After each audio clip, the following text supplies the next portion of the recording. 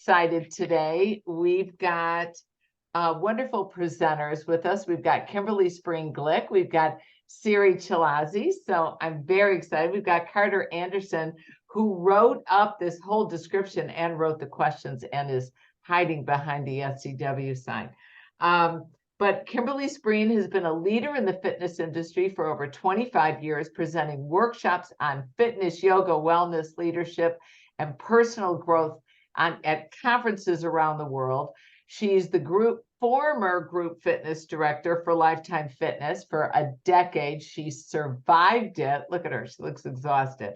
Okay. And she also was the IDEA Program Director of the Year, very, very well deserved. And she stepped away from corporate life. And now she created it's so cool, the Inspired Life University. And she focuses on helping fitness pros elevate their careers and become wellness leaders. She also wrote the SCW Life Coaching Certification. She keeps writing, reading, and sharing her knowledge. And she's pretty cool, and I really like her. So that's really nice. And then, unfortunately, I don't like Siri as much. Just kidding. I love Siri. She is the IDEA Emerging Trailblazer of the Year. And she's a 15-year veteran of the fitness industry. You look at her. She doesn't look like she's even 25. She's a master trainer for several programs. She teaches formats ranging from Pilates and bar to step and HIIT. She's also a master trainer for cardio yoga, which is a very mind-body program that I hope she shares some information on. She trains instructors. She travels around to conferences.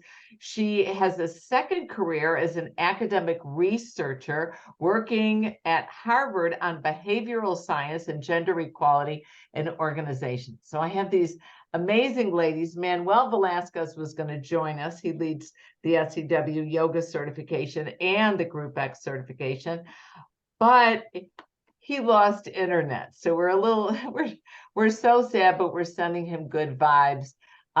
So this is really I'm excited about this webinar because, oh, by the way, hi, I'm Sarah Cooperman. I'm the S of SCW, and I forgot, I need to show this. There we go. I have it hiding over here. See, I got my new book. See my new book? Congratulations, Sarah. There she is. I'm walking around. Okay. Anyway, there's my new book. It's very exciting. Da da da da da. This is my mind body stuff. But so we're with mental health being more prominent and focused in today's society, and mind body workouts such as yoga, Pilates, meditation becoming increasingly popular. As a holistic approach to fitness.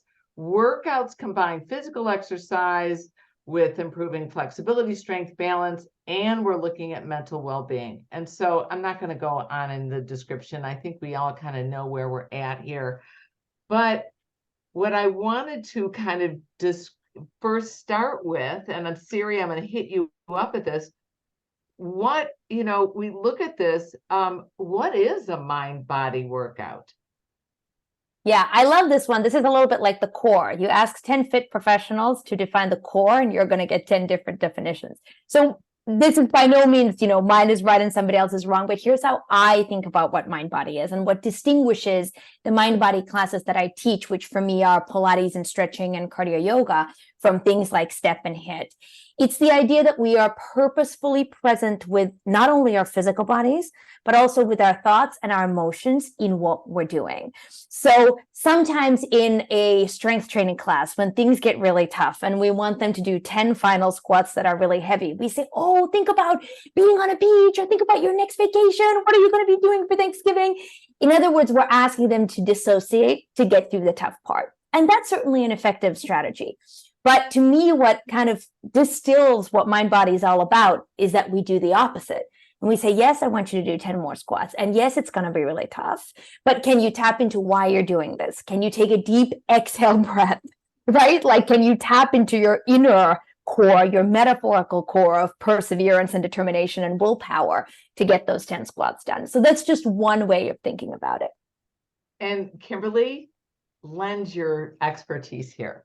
Yeah, for me, it's very similar. It is the idea of bringing together, as it says, mind, body. You're bringing together your thoughts, your mind, as well as your physical body. But for me, also, as Siri said, it's also bringing in the heart of it, your spirit. And so, mind, body, spirit is a more kind of encapsulating approach. But it is creating that connection, and often and traditionally yoga has taught us that the connection to bring it all together, to bring us into the present moment, is our breath. So the breath has often been referred to as the bridge between the mind and body, but it really is about being fully present. But then in that present moment, which is the only place we can have awareness. And so when you're in the present moment and you're able to have awareness, that's when you can get the most out of any experience you're in. I'm sure we can all agree with that. But when you're working out, whether it's yoga or kickboxing or strength training or dancing or cycling, it's when you can make the next best decision to ensure you receive the most benefit as well. And I remember when I first launched Life Power Yoga at Lifetime in 2010, 2011, we had the fitness studios and the mind body studios. And so I love that we're having this conversation, because the concept of making that connection, which, I think we definitely have some in agreement that that's at least part of the definition. But I think that needs to live across the board in what we offer, what we do, the experiences we provide. Again, maybe thinking about what we do as wellness as opposed to just physical fitness. So. And there we have it. The one more thing I want to ask you guys and remind you is, if you move your mouse, you go down, you'll see that green share button. Go to the left. I always say this, go to the left. There's a chat box. Feel free to write your questions in there, because we will really address them, which is great to do. So Kimberly, you want us to integrate this mind-body awareness throughout different styles and types of programming. So what do you see as the biggest benefits of a mind-body workout for fitness clients? I think, and I know in the description, we talked a lot about breathing, meditation, bringing those techniques in. And I think that if we were to categorize all of that as focusing on having a presence practice, which is nothing more than practicing being present, whether you do that through meditation, breathing, practicing being so fully present in the moment that you can, again, get the most out of the experience, make the best choices for you and such. The benefit of that is we shift from autopilot, which we spend a good chunk of our life in, where we're kind of going through the motions. We're there, but we're going through the motions. So we need to shift from autopilot to manual mode. When we do that, we not only get so much more out of the experience, but we have the opportunity to, through the breath alone, slow things down a bit. And when we talked about this just before we came on, but when you elongate your exhale, lots of different breathing techniques. That could be a whole separate webinar. But when you do something as simple as elongate your exhale, slow down the exhale, that triggers your parasympathetic nervous system, it stimulates the relaxation response, brings your body to a place of ease. And that is certainly something that we can benefit from in anything that we do.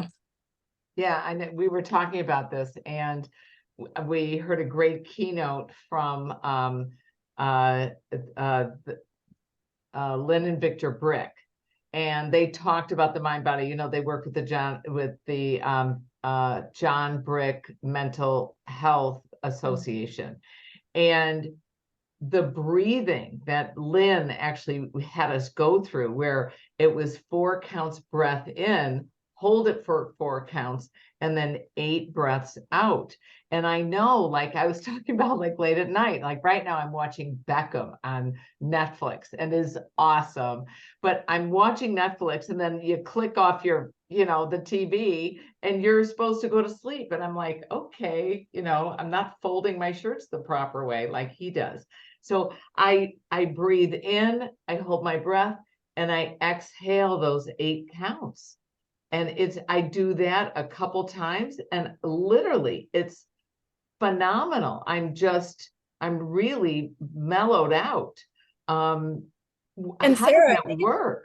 I think it's really important to note, and a lot of times people use breathing techniques to either come to a place of stillness, to relax, or go to sleep at the end of the day. But our body is designed to shift in and out of our sympathetic and parasympathetic nervous system. We're not meant to be in this fight or flight, stressed out mode all the time, but we happen to live in a world, and most of us in a culture where it's just go crazy busy, not enough hours in the day to get it all done. And so to take that same technique that you use to kind of help you calm down and get to sleep at night, to incorporate that through the day, and maybe it's part of the workout routine even, it's hugely beneficial because our body is designed to do that. We've got to retrain it to get back into that ability. Yeah. And Siri, how do we incorporate mind-body workouts into our existing programs? So if you're not currently teaching a mind-body modality, but you're teaching something like step or core or total body strength that's seemingly distinct, I do a couple of very simple things to piggyback off of what Kimberly just said. Introduce conscious breathing or breathing techniques or exercises into your class, either at the beginning or at the end. With strength training in particular, you're actually able to perform your exercises much more effectively if you're breathing correctly. So I always do that at the beginning of class before we even start our warm-up. I say, hey, let's start by connecting to our breath. While we're connecting to our breath, let's make sure that we're breathing three-dimensionally into the cylinder. So belly is expanding, chest is expanding, front to back, side to side, and top to bottom. As we're breathing, we're inhaling through the nose because that's the proper way to breathe. In strength training, we want to exhale through the mouth because we want to get a powerful exhale breath that usually coincides with the most difficult part of the exercise, right when you're working the hardest. So I walk people through this quickly before we get into the exercises so that when later on I remind them of the powerful exhaler, this is when you inhale, this is when you exhale, they know how to do that. At the end of class, if you have a little bit more time, you could do kind of like a final rest after your stretches in some kind of restorative position and practice just the most simple breathing technique I give is exactly what Kimberly just gave, is only focus on making your exhales longer than your inhales. That's it. Super simple. Another very popular one, my students love this because it's mathematical and it helps them focus, is the so-called box breathing. So you inhale for, let's say, a count of 4, then you hold for the same amount, a count of 4, you exhale for another count of 4, and then you hold again for a count of 4 before you inhale again. So it's like drawing a box. Inhale, hold, exhale, hold. And it could be 4 counts or however many counts. And then another one that I've encountered that can be particularly helpful for deeper relaxation is the 4-7-8. So you inhale for a count of 4, hold for 7, and then exhale for 8. But there's no magic formula. You get the point. There's a lot of different ways of doing this, but we can sort of introduce some of those simple breathing exercises to our students and mention to them, hey, this is something that you can take home with you. If you're feeling your heart rate going up in a meeting, or you're having a conversation with a family member and you feel things are starting to spiral out of control, these are moments when you can use these techniques. If you're struggling to go to sleep, this is a moment when you could use that technique. If you have some sort of medical test or surgery or something coming up and you're freaking out, this is something that you can do to leave them with these gifts that they can sort of take into their lives outside of the fitness classroom as well. And we're getting a few comments here. Actually, Janie asked where Manuel was. And I did say at the beginning of the webinar, unfortunately, he lost internet, he lost Wi-Fi and electricity, and the poor guy can't get on. So we're stuck with these 2 beautiful women. So we'll just deal with that. Yeah, those 2 beautiful women and me. And it's interesting talking about when I see that my heart rate is too high in my red zone, breath control consciously helps reduce the intensity from red to orange. So that's very interesting. Breathing is important. And whenever I think of integrating mind body or creating a connection, it's very interesting because it can also help you focus on your positioning and your proper alignment. Yes. Because you're focusing on the body. So like Siri had said, getting out of your body and thinking about, come on, you're going to that class reunion, let's push it a little harder. It takes you away.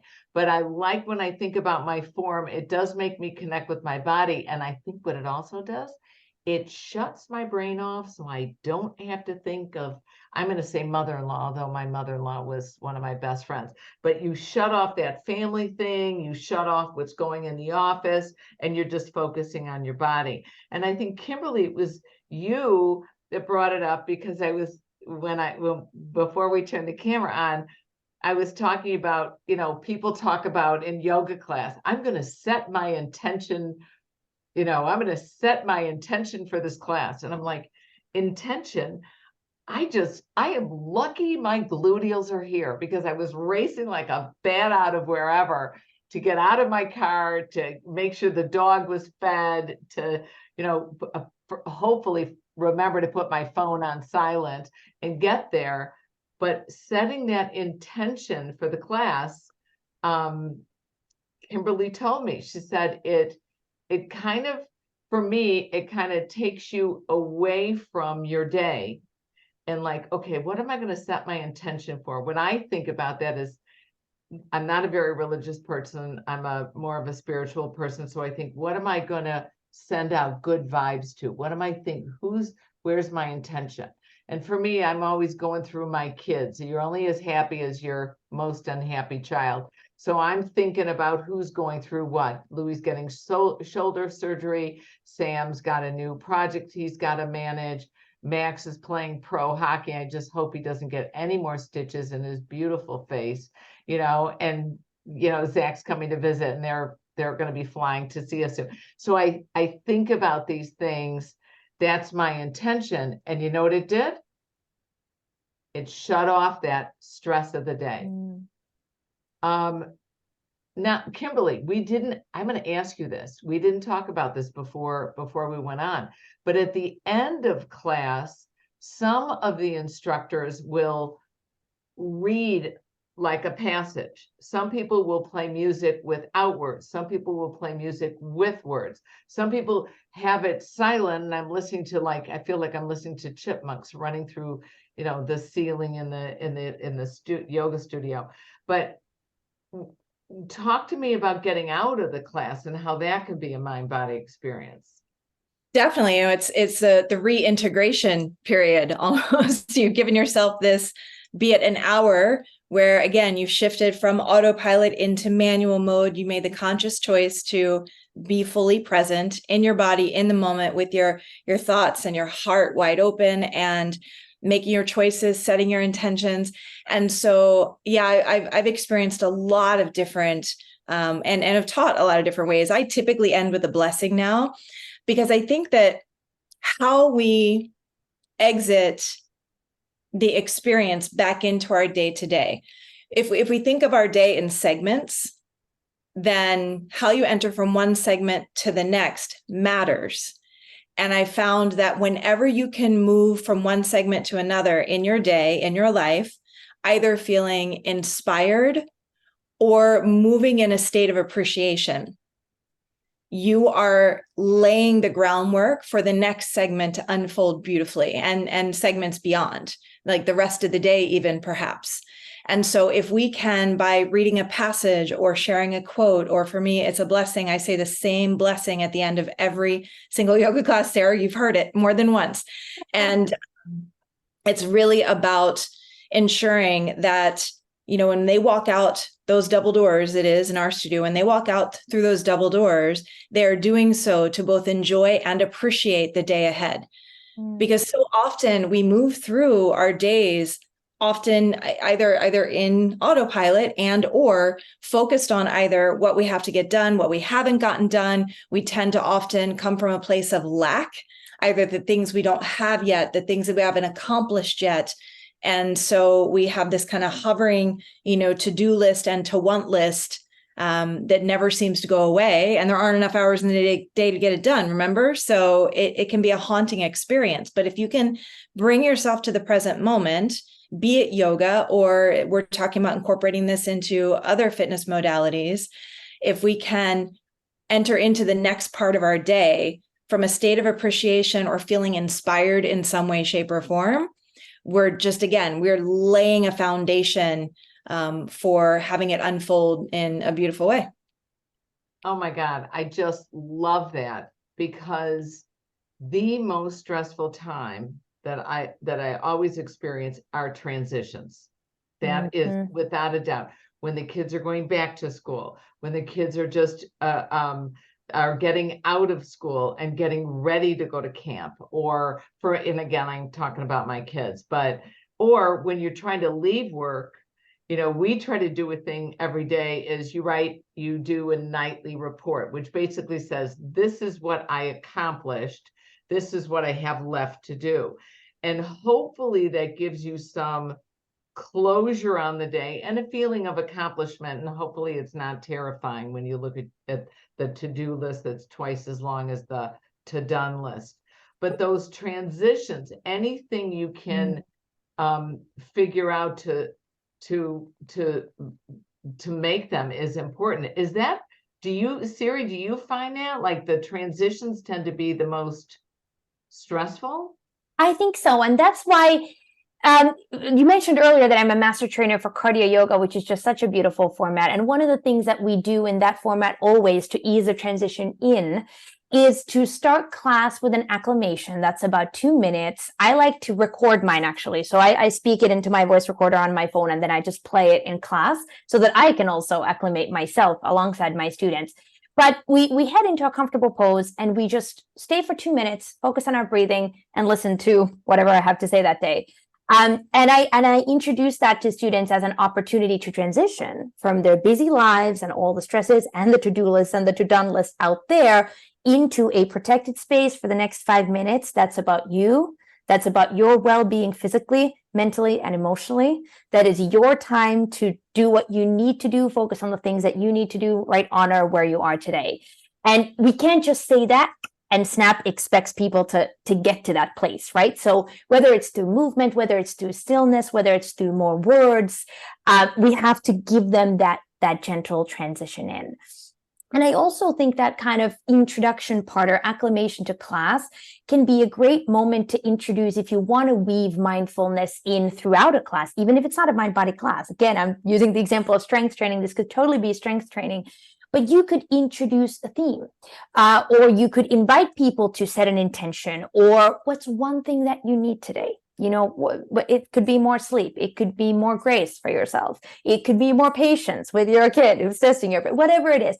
Invite them to pick one thing in the beginning and then kind of return to that throughout in moments that make sense. In my cardio yoga classes, I like to always have a theme that's centered around a duality of something positive and something negative, because life involves both things.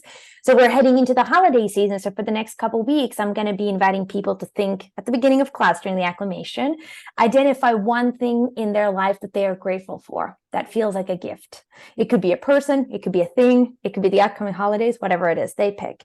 And then I invite them to think of something right now that's feeling heavy on their shoulders, weighing them down, right? Something that they would love to just clear out of their space.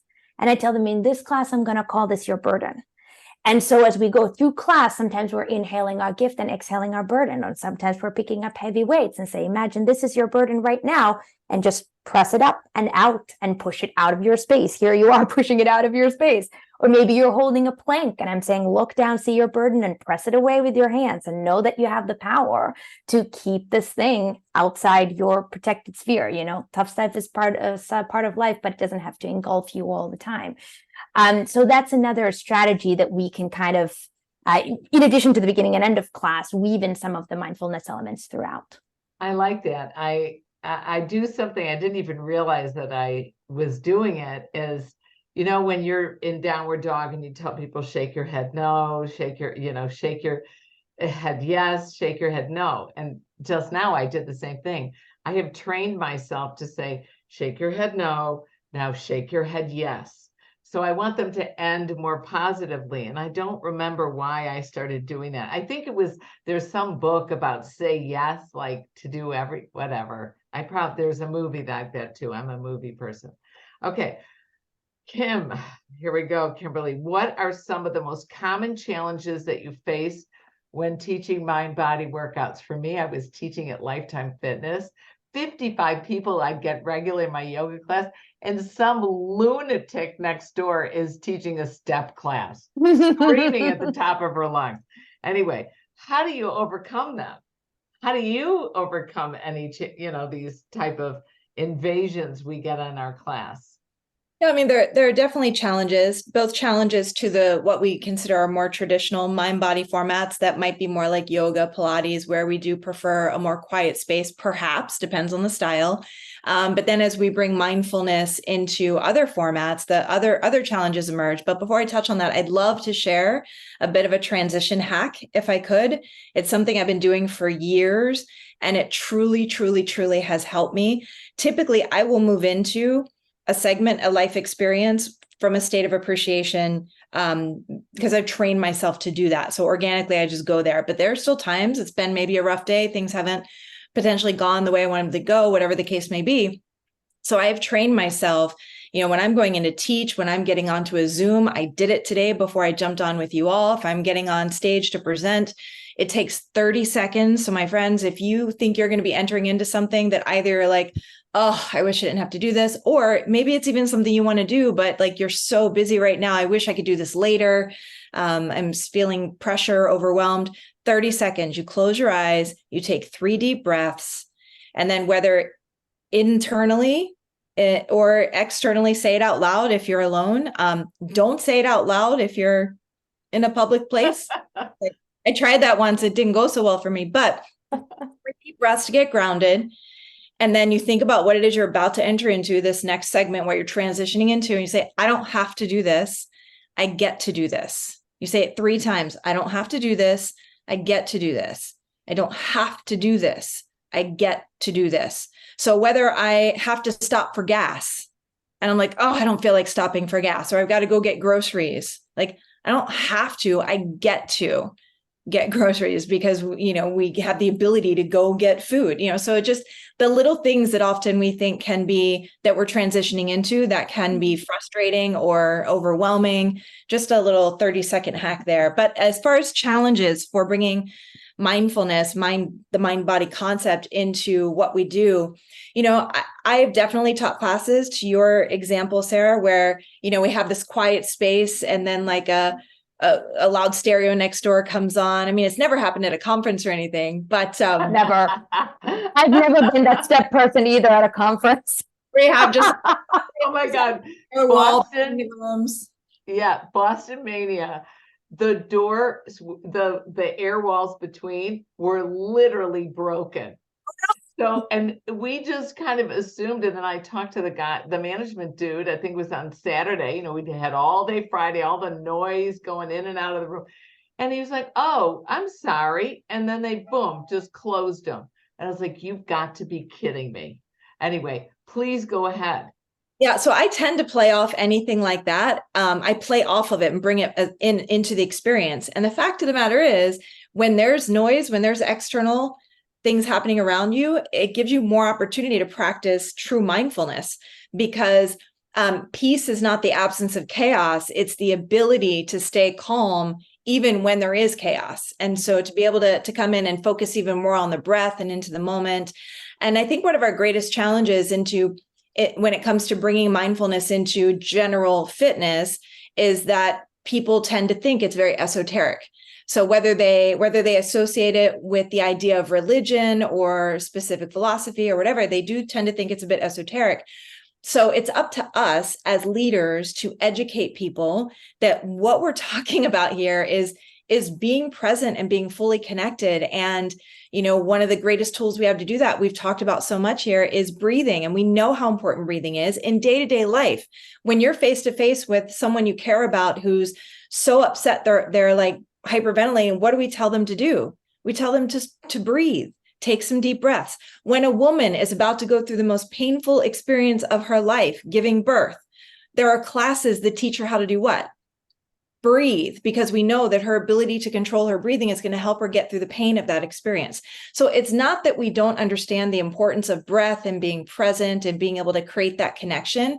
It's that we have not educated maybe ourselves as a whole, but certainly the clientele that we serve to understand that this is part of the experience. It should be, and it needs to be a focus to ensure that we are approaching this in a more holistic way. So it's not just physical fitness. It is wellness. We want to have our healthiest, happiest lives. And we can't just accomplish that with lunges and jumping jacks. Yeah. You Can know, I just piggyback on that? Sorry, Sarah. No, go. Because Kimberly had mentioned it earlier, and I thought it was such a brilliant point. I just wanted to lift it up again about that artificial separation between the Coop Exercise Studio over here and the Mind Body Studio over here, right? In our lives and in our beings, it's all connected. And it's been all connected all along, the physical, the mental, the emotional, spiritual, whatever you want to call it. And everything affects everything, right?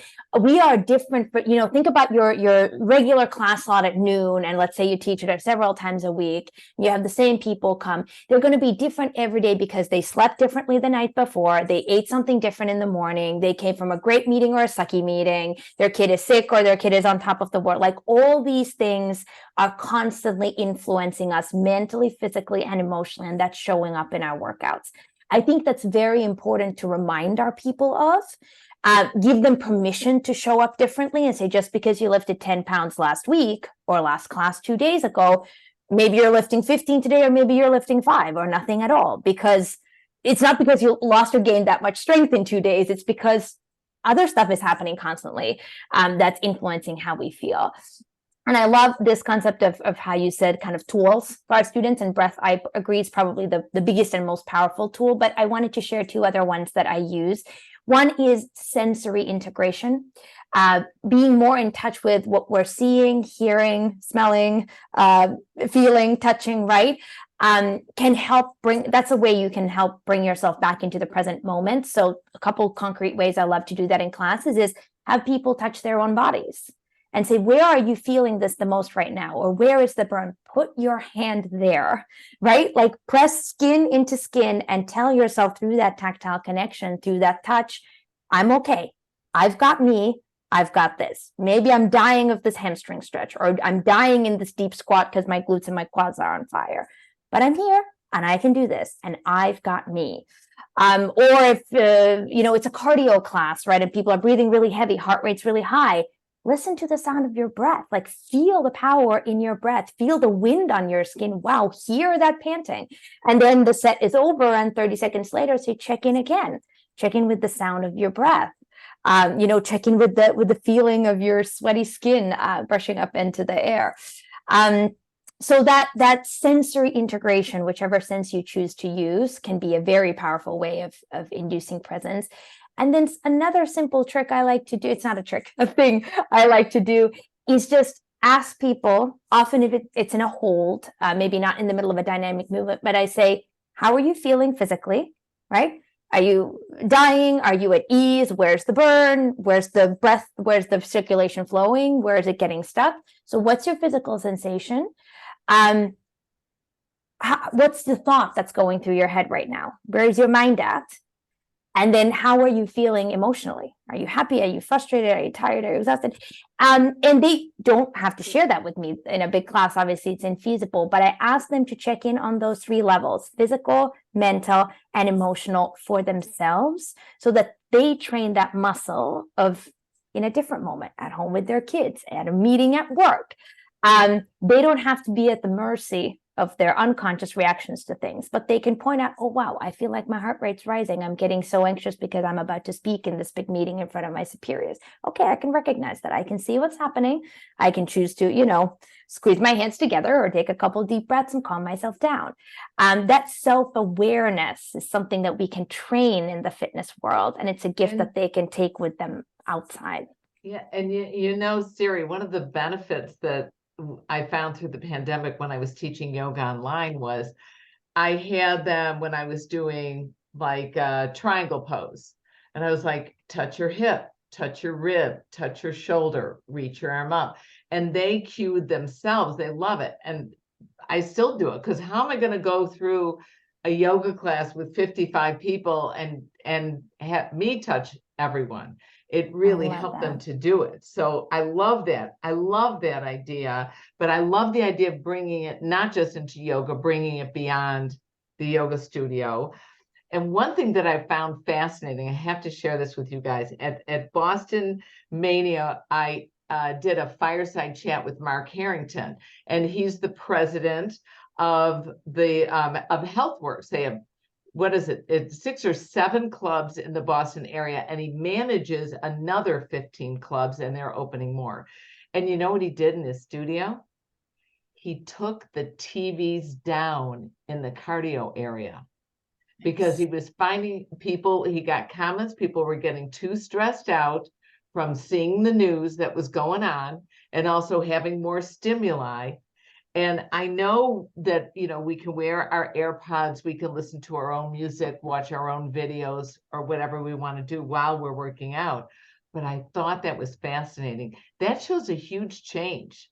It really does. Yeah, And that's the really focus interesting. on wellness is fascinating as well. Individuals, we're not talking about, you know, that 5 pounds, the number one reason that people used to come to a health club was, I want to lose weight. And it was these before and after photos. And you know what it is now? It's, I want to feel better. And it just like, it makes my heart sing to hear something like that, because not only do I work out just to feel better and, about just feel better, reduce the stress. But it's just, to get back to yourself, to who you really are, because you do get wound up, or I get wound up during the day. I know that's surprising to everybody. We all do. All right. Here we go, Kimberly. How do you market and promote your mind-body workout offerings? And I just started it out kind of by saying, feel better. It's not about losing the weight right now. It's about feeling better, finding yourself, feeling healthy. Yeah. And I think that, again, it starts with us educating ourselves, us, be it doing the research, finding out what studies show, what other experts in the area, how they talk about mindfulness, how they describe it, how they define it. And then I mentioned earlier, I think it's important that you have your own philosophy. Like, what's your philosophy? A philosophy is nothing more than how you choose to see something, what's your perspective on a particular topic. And so really arming ourselves with knowledge. And then, of course, knowledge is only potential power. So once we have that knowledge, we have to make it powerful by incorporating it. And so I think we drizzle it in instead of launching a format and calling it like a mind body format. I think the way that we promote this in our industry and our clubs and the places that we teach is just making it a part of what we do. And part of it is encouraging people to be open to it by saying, you want to feel better. So Sarah, great analogy there, or great story there. But I also think part of, like what you said, Siri, the idea that you're training for life, like the whole sensory integration is always such a wonderful approach. And I think anything that we can bring into the experiences we provide that will help them the other 23 hours of the day is a huge win. And back to the idea of tapping into and turning on that parasympathetic nervous system to teach our body to come back to a place of calm. I think whether it's yoga or a higher intensity workout, whenever the time comes that we're either giving them a moment to hit the reset button, to come back to the breath, to maybe calm down, maybe it's a HIIT class and they're getting ready to go again, or whatever the case may be, I will bring them back to their breath. And I'll remind them that, one way to judge, one way to measure is how I usually say it. One way to measure our strength is how hard we push ourselves. How hard can I push? How much can I lift? How much can my body take before it either fatigues or gives out? But I would dare say that an equally important measure, if not more important, is how quickly can I recover? How quickly, once I've been in a stressed state, be it physically, mentally, emotionally, how quickly can I bring myself back to a place of calm and a place of ease? And what I always tell people is, I promise you, if you take the opportunity to practice that here in this safe space, that is a skill that you can hone that will help you 10 times over in the world out there, because you just never know when life is going to put you in your next stressed situation. So how quickly can you recover from that? And that's also physiologically how physicians will check how you deal with stress and how you recover. I was at the Mayo Clinic doing they do this really cool thing. It's an executive checkup. And I unfortunately lost both my parents from cancer. My brother's positive with the BRCA gene, and I never got tested, but I'm like, I'm going to go and I'm going to do this checkup thing and see how everything's working in its proper order. So they put you on a treadmill, and they just kept picking it up with me and picking it up with me and picking it up with me. I was like, this is killing me. And I talked to my husband about it. He was getting really scared. So we started talking to the nurse next to him. He said, and he was like, my heart rate's really going up. And he said, is everything okay? And she looked at him, she goes, trust me, if it wasn't okay, all these doctors would be surrounding you. But it was fine. And then they check you at the end to see how quickly you go back to normal. So it's the way you deal with whether it's like Kimberly was saying, emotional stress, or whether it's that physical recovery. And I just noticed Lawrence Biscontini is on this webinar. He should be on this filming. He was my yoga instructor. I took my yoga certification from Lawrence, not just yoga 1, but yoga 2. And it was so fantastic. The first time I went in just to check how the music was and the room was set up and is Lawrence okay? And I sat down and I ended up staying there 8 hours just because of how magical he was. So pretty amazing. So what is your advice, Siri, that you would give to fitness professionals who are interested in offering mind-body workouts, but doing it virtually? Well, I think virtual actually offers a lot of potential in this space, because sometimes, as we've been talking earlier, the physical environment of the gym may not be the most conducive, especially when people are getting into a mind-body practice and they find it really hard to be present in the presence of loud sounds or things like that. And also, people might not be able to relax surrounded by others in a cold gym, in a room that's too hot or too dark or too bright or whatever. And so being in the comfort and safety of their own home might actually be conducive to students, to our participants who might be newer to mind-body practices. Or I love Kimberly's term. What was it called again? Presence practice? Is that what it was called? Folks who are newer to that.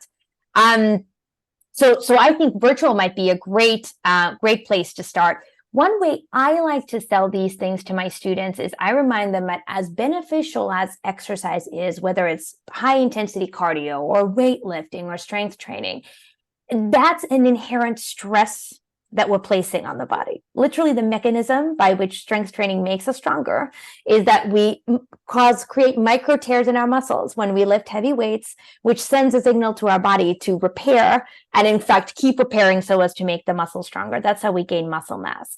But that's a process of breaking down and then repairing, causing stress first. So it's just as important as it is to create that stress and to bring that stress in to do recovery. And that recovery can be physical activity recovery, things like foam rolling and stretching and yoga, but also the mental part of recovery, right? When you've finished a big project or done something really mentally taxing, emotionally taxing, for example, you need to give yourself time to integrate that and process that, and then you move on.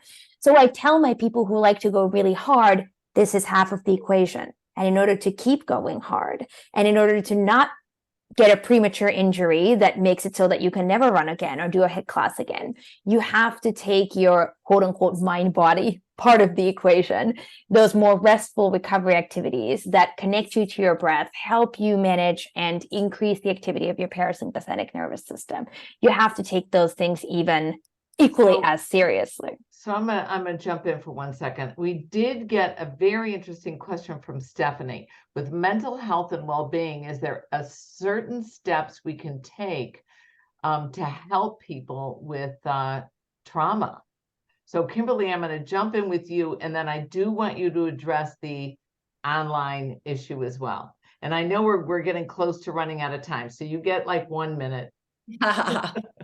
I would just say when it comes to working with people with trauma, there are certainly trainings out there. There's yoga teacher trainings that are specific to creating a safe space for those who are recovering from trauma. But I will always lean into the fact that there are people who are fully trained. When I look at myself and us as leaders, like unless you have training as a licensed mental health care professional, the training we have in the health, fitness, wellness, yoga space is a much more aspirational approach. We get to be the A to B people. We meet people where they are. We maybe share with them a vision if we're one-on-one or in a small group about where they want to go, and then we help coach them to get there. When it comes to looking back and healing from something, that's something that we need special training for. So I'd probably leave it at that. And that would be a space, just like I'm not a nutritionist, a dietitian. If someone wanted a specific meal plan, I would refer them. If someone specifically was focused on the healing from a trauma, I personally would refer as well. And do you want to stop there? No, that's good. That's good. Real quickly, everybody, I want you to take a peek, if you would, what's coming up next year, because Thanksgiving's almost here, which is wonderful. And then we have our holiday season. We've got 7 conventions coming up next year. Our first convention is February 23rd through 25th in Washington, D.C., then March 22nd through 24th in California Mania, which is in San Francisco. We have Florida Mania in Orlando, which is May 3rd through 5th. And we have Atlanta Mania in July 19th through 21st. Dallas Mania is August 23rd through 25th. Midwest Mania in Chicago, our hometown here in SCW, September 27th through 29th. And then November 3rd through 5th, the last Mania of the year is in Boston. So you can see these lovely ladies with me and Manuel and Carter, again, who's hiding. And I just want to thank you all for joining us and wish you a very happy Thanksgiving. And take care. Everybody, let's breathe in 4 counts. Exhale. Have a very good night.